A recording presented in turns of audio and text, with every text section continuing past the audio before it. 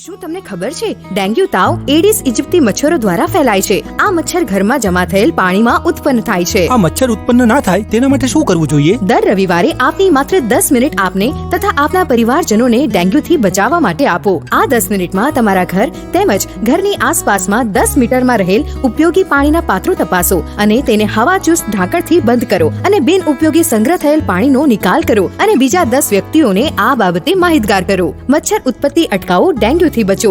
આવો આપણા પરિવારની સુરક્ષાની જવાબદારી લઈએ, મચ્છરની ઉત્પત્તિ અટકાવીએ, મચ્છરજન્ય રોગચાળાથી બચીએ। આરોગ્ય અને પરિવાર કલ્યાણ વિભાગ ગુજરાત સરકાર દ્વારા જનહિતમાં જારી।